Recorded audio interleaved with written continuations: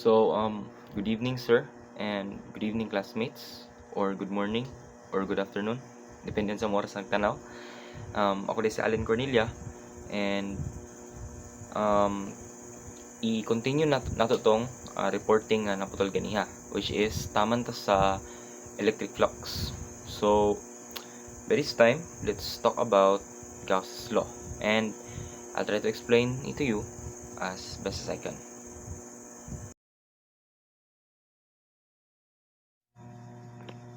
So, Gauss' law states that the electric flux through a closed surface is proportional to the total charge enclosed within that surface.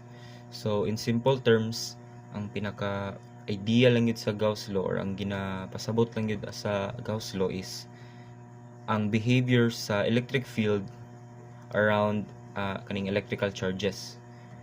And it is mathematically expressed by the phi sub E is equal to Q over epsilon naught, where the pi sub E is the electric flux or the total electric flux, Q being the charge enclosed, and the epsilon naught is the permittivity of air.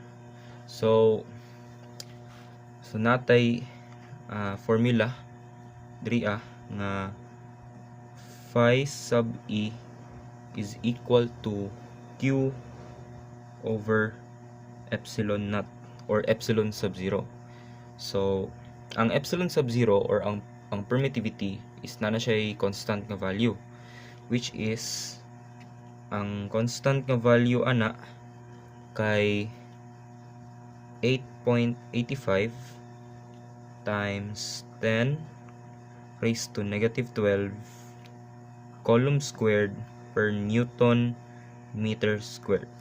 So muna siya ang absolute nga value or ang constant nga value sa epsilon sub 0 or epsilon naught. So ang Gauss law, this law is particularly useful for calculating electric fields in systems with high symmetry. So ang Gauss law mostly ginagamit ni siya pag mag-calculate ta og kanang electric field sa mga objects or kanang sa mga situations nga kanang i-calculate na to siya sa kanang mga butang nga taas og symmetry or symmetrical ang yahang shape, like spherical, cylindrical o kanang mga planar nga mga charge distributions. So to proceed, so katong mga gimension katong tulo ka gimension nako mo siya atong i-discuss karon. So ang Gauss law magamit yun siya, very useful kay siya pag i-apply nato siya sa katong tulo ka systems. So kung proceed ta sa applications of Gauss law, so ang first nga pwede nato siya ma-apply is a spherical symmetry. So the electric field outside a spherical shell of charge with radius r and total charge is directed radially and has magnitude, and it is mathematically expressed as E, or the electric field, is equal to 1 over 4 pi epsilon naught times Q over R squared.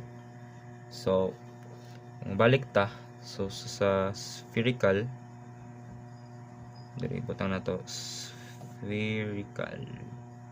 So sa spherical symmetry, so denoted na siya or na formula, electric field is equal to 1 over 4 pi epsilon naught times Q over R squared. So kung imo na siyang i-simplify, so mahimo ra na siya og E is equal to Q over 4 pi epsilon naught R squared.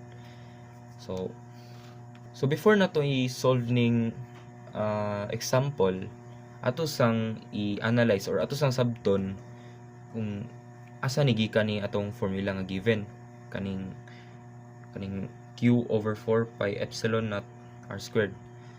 So para dili mo matingala, so di ba sa previous topic sa electric, which is ang electric flux, di ba na-establish dito nga ang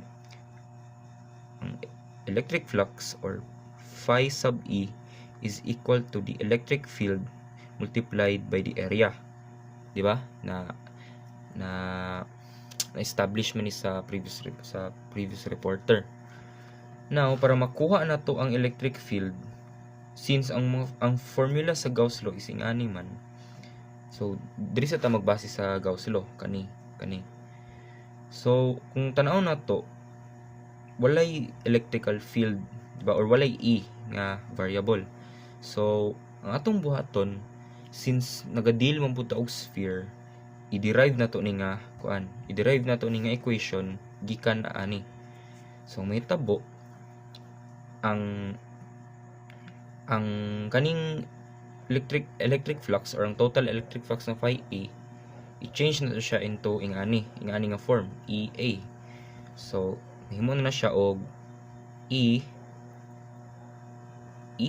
is equal to Q over epsilon naught. So karon, since sphere, kung maka-remember ta, unsa gani ang formula sa area sa surface area sa sphere? Tama, 4 pi r square, diba?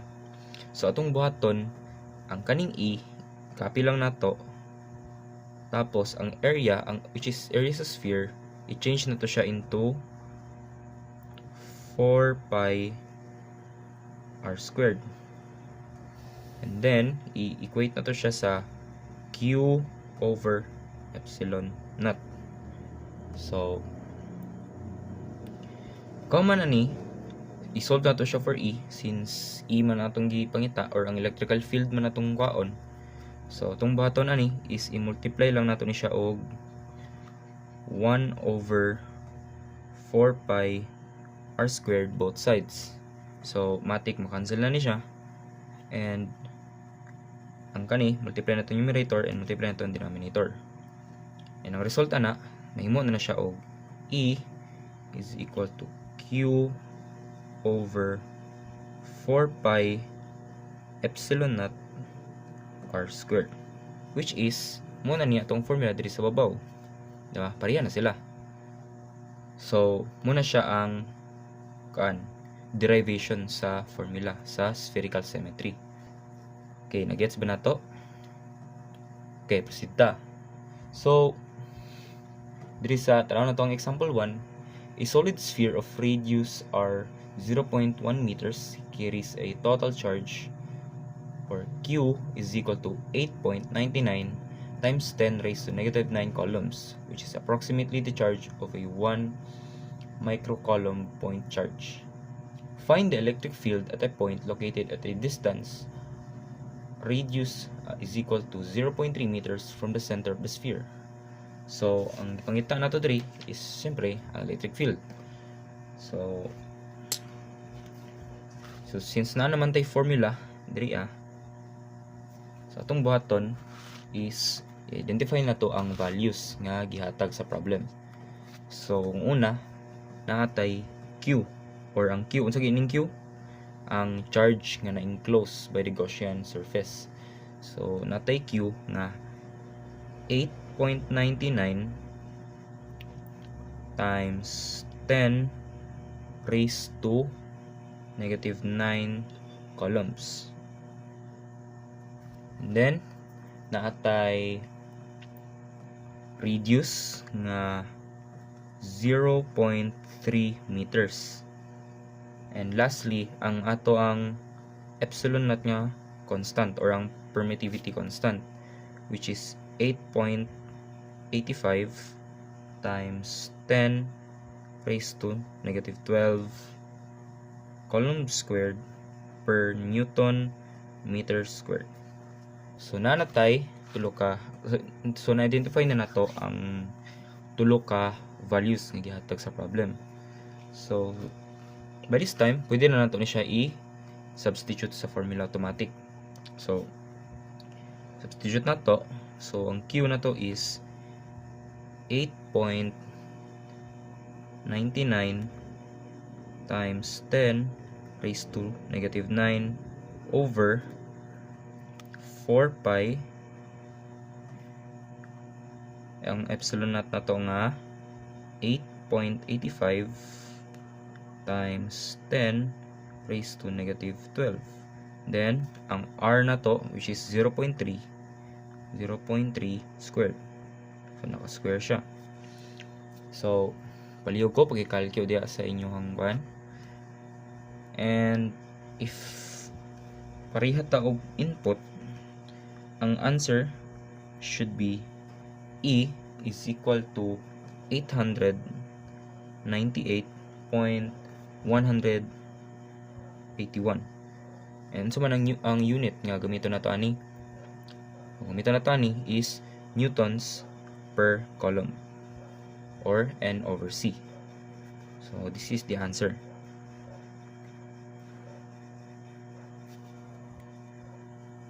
Okay, nakuha. Now let's proceed sa next na application, which is ang cylindrical symmetry. So, the electric field at any point due to an infinite line of charge with uniform linear charge density A is perpendicular to the line of charge and has magnitude. And it is mathematically expressed as E, or the electric field, is equal to lambda over 2 pi epsilon naught r. So, karon dito sa cylindrical na pod, cylindrical symmetry.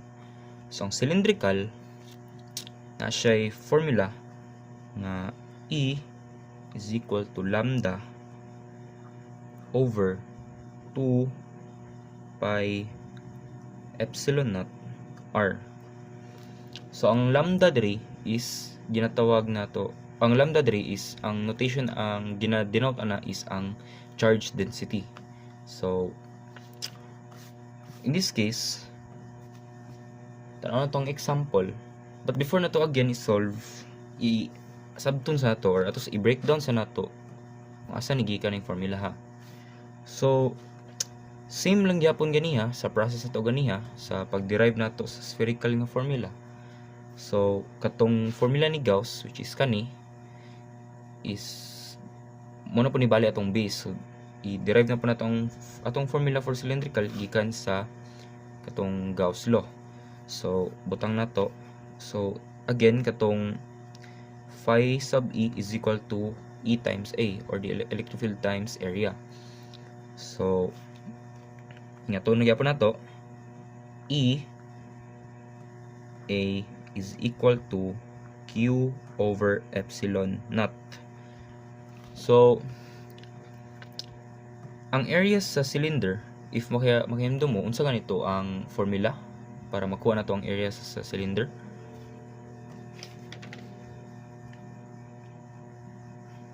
Tama. So, ang formula sa area sa cylinder, o sa surface area sa cylinder is 2 pi RL. So, kaning A, ilista na to ni siya. So, mahimo ni siya og E times 2 pi RL. And it is equal to, now, karon ang Q na to, if magtanaw to sa problem, if i-double check na to ang problem, walay gihatag nga Q, di ba?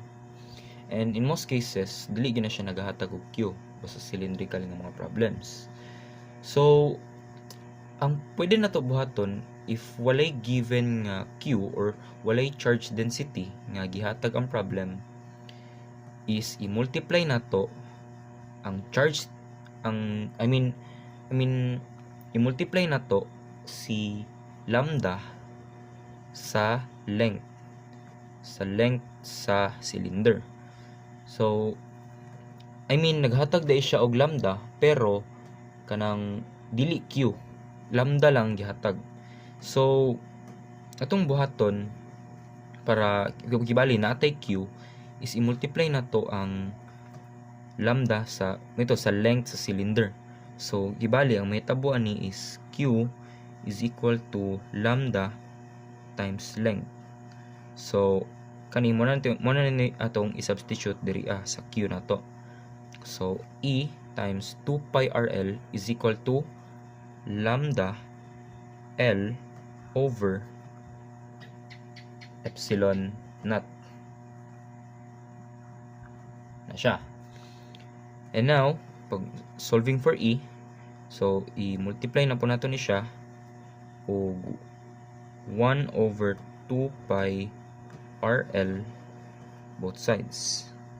2 pi RL. So, cancel cancel. And diri sa pipika side, makancel ang 2 ka L. So, cancel and cancel. And the rest is i-multiply na nato. So, ang mabilin ani is E, or the electric field, is equal to lambda over 2 pi epsilon naught R. So, muna ni siya ang atong formula. Tara. So dinigikan ang atong formula. And karon, since na natay formula, i-identify na po nato ang values. So, tanaw na to ang problem. An infinitely long wire carries a uniform charge density of lambda, or charge density, is equal to 5 times 10 raised to negative 6 coulombs per meter. Find the electric field at distance r is equal to 0.2 meters from the wire. So, natay given nga lambda, which is 5 times 10 raised to negative 6 coulombs per meter. And natay given nga radius, which is 0.2 meters. And ang ato ang constant nga epsilon naught, or permittivity, nga 8.85 times 10 raised to negative 12. So, unit kay coulomb squared per Newton meter squared. So, karon kani nga mga values, i-substitute lang nato siya sa formula. So, may tabuan ni kay E is equal to lambda nga 5 times 10 raised to negative 6 over 2 pi, and then ang ato ang epsilon naught nga 8.85 times 10 raised to negative 12, and ang atong radius nga 0.2 meters. So, palihog ko pag-calculate. And if same tawag answer, if same ang atong i-plug nga values in standard form, dili ayaw lang i-scientific, or pwede siya i-scientific, so nara na sa imo, but in this case naka-standard form lang ni siya. So if pareha ta og input, the result should be 449,590.235 newtons per coulomb. And again, naranasin mo if gusto nimo siya i-scientific notation or keep lang nimo siya into standard form. So, ano siya ang answer. Okay? Nagets ba na to? Hopefully, nagets na to. And for the last application is we have the planar symmetry. The electric field due to an infinite non-conducting sheet with uniform surface charge density is perpendicular to the plane of the sheet and has magnitude. And it is mathematically expressed as E, or the electric field, is equal to sigma over 2 epsilon naught. So, for the third application, we have the planar symmetry. Planar. So, denoted na siya, or mathematically expressed na siya as sigma over 2 epsilon naught. Okay. Same with the first two. before nato ansira niya atong problem, ato sang analyze or i-breakdown sa nato kung asa ni gikan niya atong formula. So gikan gyapon sa katong formula sa Gauss law, which is katong phi sub e is equal to q over epsilon naught. So diri ra gyapon nato kaon or mo gyapon niya tong base para ma-derive nato niya tong formula. So again, ang kaning phi sub e or the electric flux, i-change natin siya into EA. So itong na-establish na sa previous reporter na kuan, itong EA, electric flux, is equal to the electric field multiplied by the area.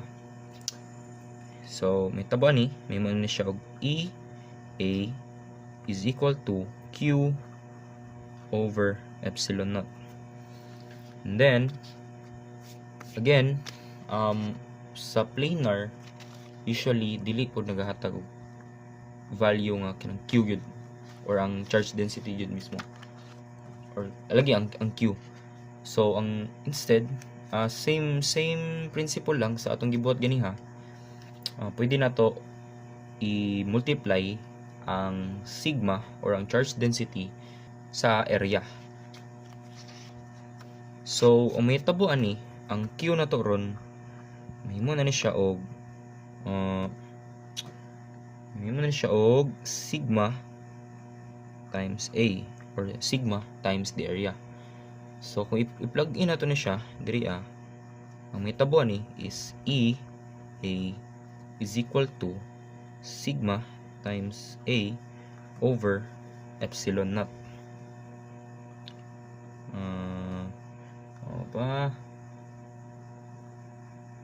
Epsilon naught. Okay.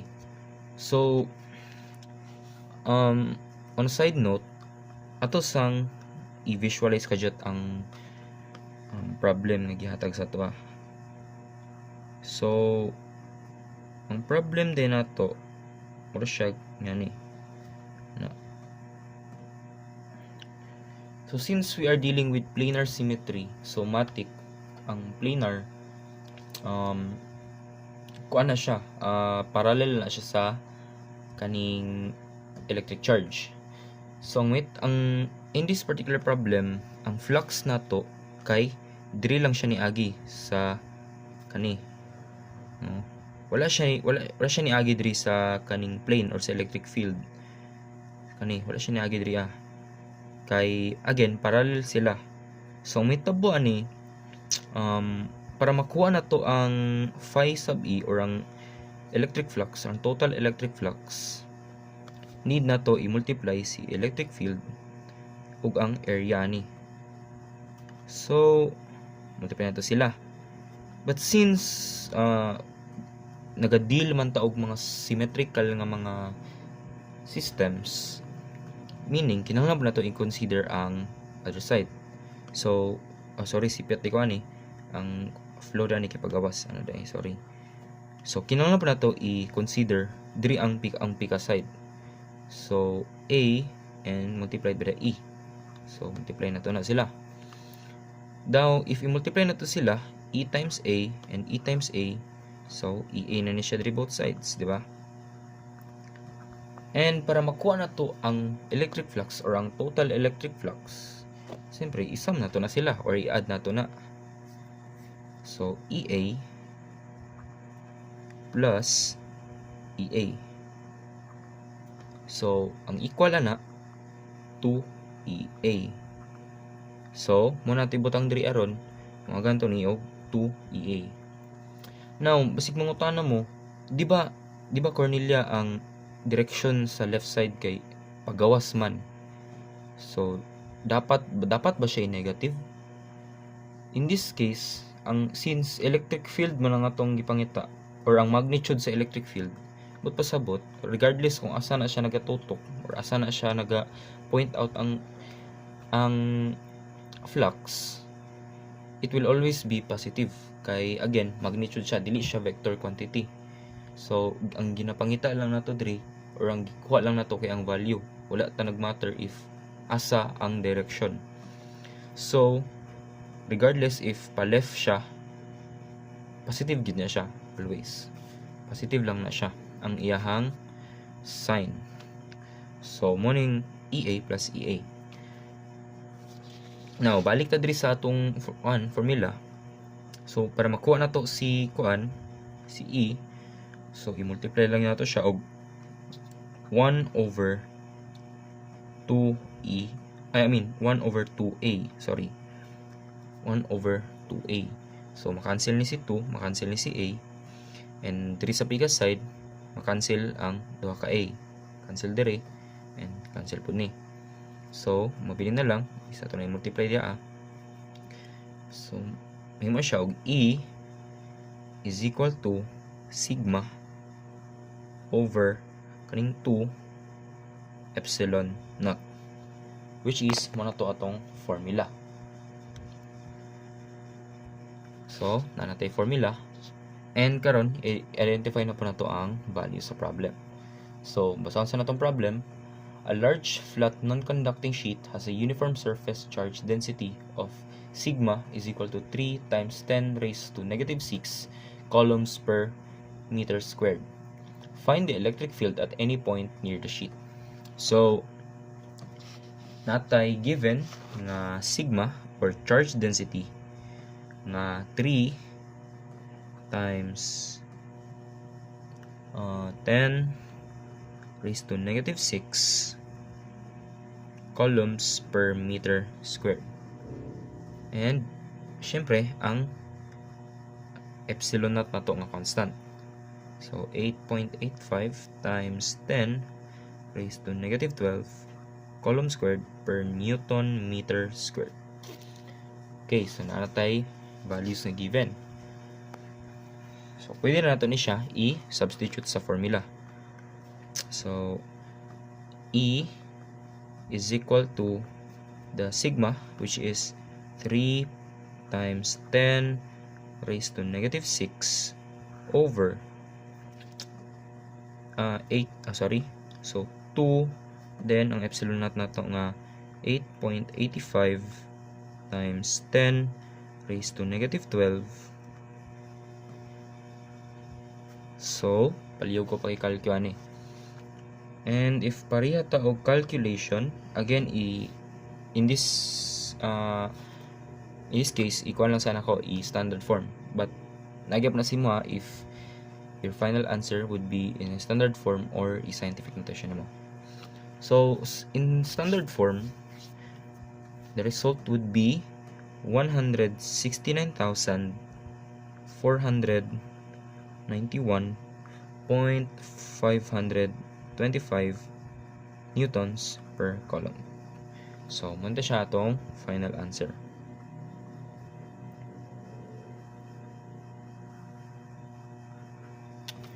Okay.